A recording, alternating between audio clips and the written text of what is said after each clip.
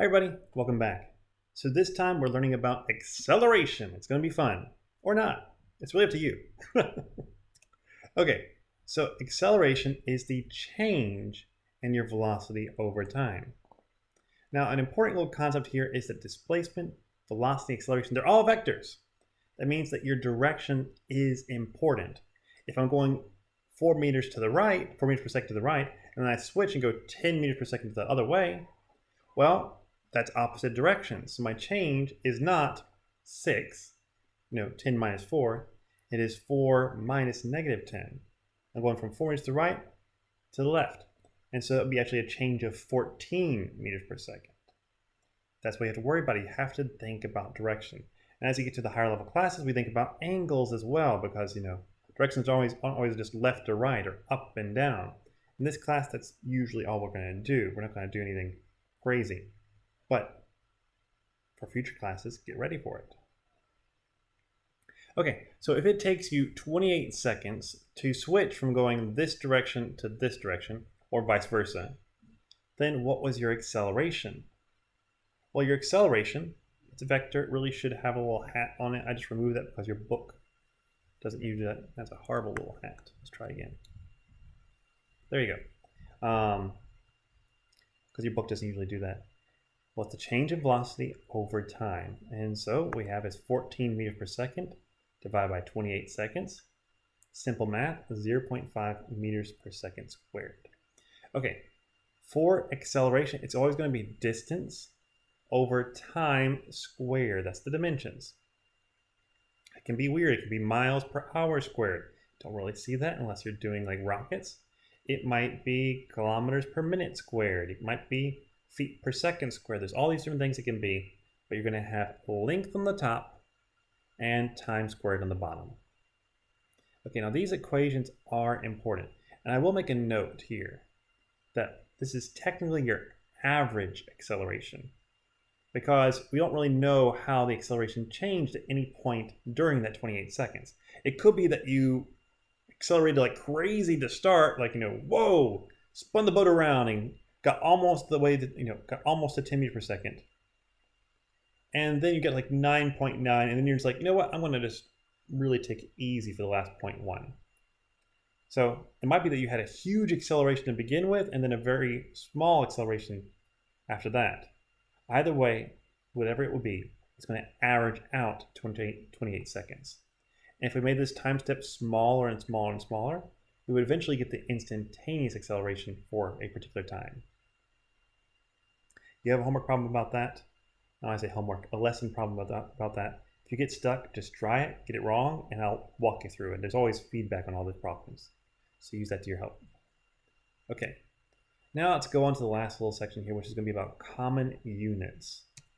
Okay, this is important. Let's move my head out of the way. There we go. So the most common units of velocity are meters per second and miles per hour. You're like, what about feet per second? We don't use that, honestly. Think about it. Have you ever seen someone give their velocity in feet per second? No, it's usually cars in the United States and miles per hour. Now, feet per second are still used. That's used a lot in more technical circles. So as an engineer, you'll see that. But for now, not so much. Okay, now how do we convert between the two? I'm going to show this every single time. We did unit 12, we hit on conversions. We're going to hit on them again and again and again as we go through all these units. I'll try to show you all the steps so you can always see how to do it. You can go back and look at this to help yourself. So because it's velocity, it's a length over time. And so we have to convert both the top and the bottom a lot of times. So we'll convert the top first. So we start here, let's say we have 88 meters per second. Now notice that I divided, I put the second on the bottom and the meters are on the top. That's the best way to write it. If you put meters per second on the top, you can do that. It just looks weird and it will mess you up sometimes. So if you have a divide sign in your unit, put the denominator underneath the line. Okay, now these conversions right here should be in your book. They're actually in the front cover. There'll be sections that are divided by the dimensions, and in one of the dimensions, it'll be length or distance, depending on how they want to decide to put it. And you'll find these there. Now, as a note, I always draw these arrows, not because you have to draw arrows, but just to remind you that if I have the unit on the top here, when I find a conversion to get to the next step, that unit goes on the bottom. If it's on the top, then it goes on the bottom. It always moves in a diagonal. And that's one of the reasons that I wanted to do only one of these at a time. Okay, so 88 meters per second, well, there's 3.28 feet in a meter. So my next step, and then that will give me feet, but I want miles. So 5,280 feet in 1 mile. Feet cancel, and I'll be left with miles per second. So I'm going to go ahead and multiply that out. I could do it all in one line. I'm doing it in 2 steps to give you a little bit more practice and also just to help catch our mistakes. So that'd be 0.0546 miles per second, not all that much. And we keep on going. So 0.0546 miles per second. Well, there's 60 seconds in 1 minute. Okay, so that cancels out my seconds. And this is on the bottom, so it went to the top. It goes up because it's always diagonal.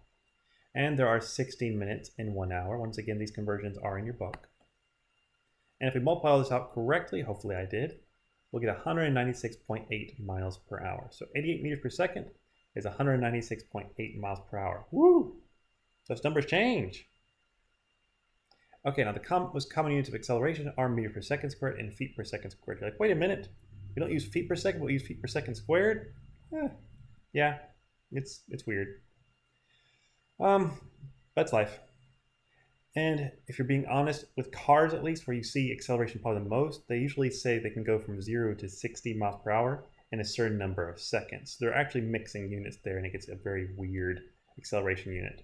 So it just depends on your who you're talking to. More technical circles, feet per second squared, or very technical circles, meters, because, you know, metric is better. Okay, so 88 meters per second squared, which is a huge acceleration. I mean, that is a massive acceleration. And we're going to go to something weird here. I chose feet per minute squared just to show you both steps for a reason. Okay, so the conversion to feet per second squared is really easy. 88 meters per second squared. There are 3.28 feet in 1 meter, so meters cancels. I'm left with feet per second squared. I got it right here. That's perfect. But now let's go ahead and say for some strange reason we need feet per minute squared, so we have to convert that second squared to minute squared. Now here's where everyone messes up, every single time. Where it happens is you get to this point, you say, okay, well there's 60 seconds in 1 minute, and you forget to square it. So let's do this. You only multiply by 60, which is wrong. If it's seconds squared, I have to square my conversion. So that is why I make sure to put that 60 seconds in parentheses and then square it. And the 1 minute in parentheses and square it. If you're thinking, well, 1 squared is obviously 1, why am I squaring it? Sometimes the conversions aren't from 1 to a number. Sometimes they're from a number to a number. I know 1's a number, I'm saying like a number besides 1. So in those cases, just don't forget to square the bottom 2, or the top 2, depending what direction you're going. And we get 1,039,104 feet per minute squared. No wonder you understand now why we usually keep it in per second squared, because that's insane. So with this, we have gone over velocity, we've gone over acceleration, we've seen how you convert, we've seen how you calculate them, and you've obviously mastered both of these. Probably haven't. That's okay. If you need more problems done, please email me. I've also linked the old PowerPoints, so you can look at a whole bunch more example problems in there and try them out on your own if you want. Try out the practice problems, try out everything I've given you, and see how it hits you. If you need more help, reach out and ask. I'm always here for you. Thanks for listening. See you later. Bye-bye.